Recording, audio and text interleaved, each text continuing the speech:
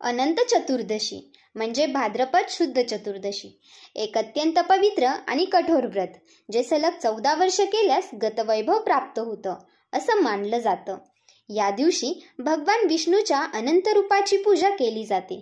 याच व्रताच्या प्रभावामुळे पांडवांना श्रीकृष्णाच्या कृपेने राज्यप्राप्ती झाली, तर सुशीला आणि कौंडिन्य ऋषींनाही हरवलेलं वैभव पुन्हा मिळालं असं श्री गुरुचरित्रात वर्णन आहे। या दिवशी व्रत करणाऱ्याने मध्यान्हकाळी पवित्र जलाशयात स्नान करून शुद्ध चौरंगावर कलश स्थापन करावा। त्या कलशाला 2 पंचे गुंडाळून त्यावर दर्भाकुरांचा शेषनाग ठेवला जातो।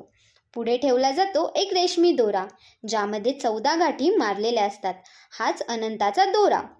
कलशावर अनंताची प्रतिमा किंवा शालिग्राम ठेवून त्याची षोडशोपचार पूजा केली जाते। पूजेच्या वेळी दोऱ्याची प्रार्थना करून तो उजव्या हातावर बांधावा आणि मागच्या वर्षीचा दोरा जलात विसर्जित करावा। या व्रतात 14 या संख्येचं विशेष महत्त्व आहे। 14 गाठी, 14 पत्र्या, 14 फुले, 14 लाडू किंवा पेढे आणि 14 अनारसे वायन म्हणून देण्याची प्रथा आहे। याशिवाय दाम्पत्य भोजन घालून त्यांनाही दक्षिणा आणि मिष्टान्न वायन द्यावे। रात्रभर भक्तिगीतं, मंत्रजागर आणि कथा ऐकत जागरण केलं जातं, श्री अनंताच्या कृपेची प्रार्थना करत। अनंत चतुर्दशी हा केवळ व्रत नव्हे तर श्रद्धा, संयम आणि भक्तीचा संगम आहे आणि म्हणूनच या दिवशी संपूर्ण भक्तिभावाने अनंताची पूजा केली जाते, मनशांती, सौख्य आणि समृद्धीसाठी।